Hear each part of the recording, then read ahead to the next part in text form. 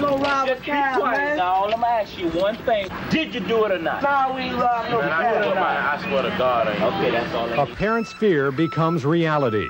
A father finds out his son has been charged with an adult crime. But it's a fear more parents in Tampa Bay face each year. Life is cheap, violence is the way to solve your problems, and guns are plentiful. An officer has brought your son in, charging him with aggravated battery. This is the intake unit for juveniles at the St. Petersburg Police Department. And for a weekend, it's a quiet night. What do you do? Police say more and more kids walk through these doors each year, and their crimes are becoming increasingly violent. What time this happened? This young man is charged with aggravated battery. But whether the charges are shoplifting or homicide, this is their first stop. Detective Randy Adams says it's the first stop in a system that isn't working. Oftentimes, you've got a juvenile offender who's doing very violent crimes, armed robberies, rape, batteries, likes to carry guns or knives and use them. And you're dealing with a violent person who's not getting the kind of help that they need to get to be rehabilitated. It's kind of exasperating to have one in here for a felony that's been in here time and time again for a felony.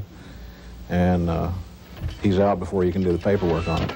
Shara has worked with juveniles since 1983, and he says they see the same kids again and again. It's a pride thing with them.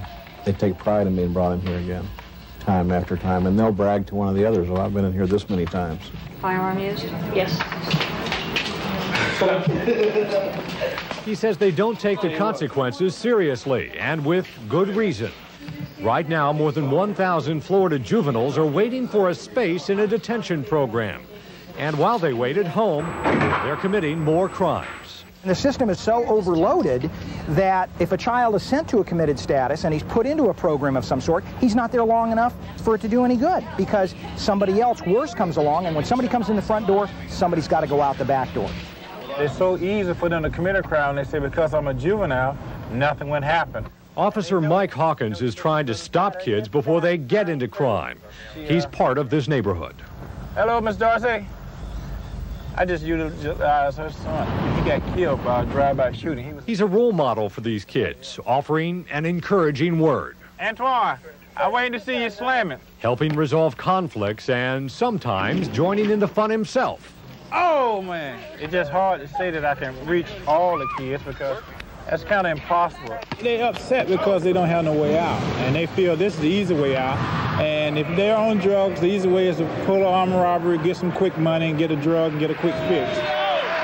Parents say the neighborhood needs more police officers. At night, we hear gunshots every night. It's not just one night, it's every night. When it started surveying the area, the little bit of drug dealings that were going on in front of the house, it stopped. This 13-year-old is not charged with a crime. He was kicked out of his foster home. He goes, as far as I'm concerned, I'm done with him.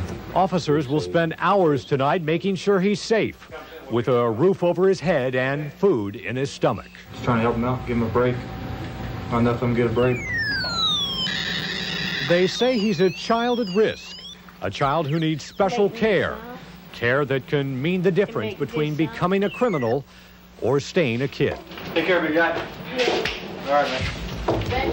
Assignment 10, Juvenile Crime, will continue in a moment.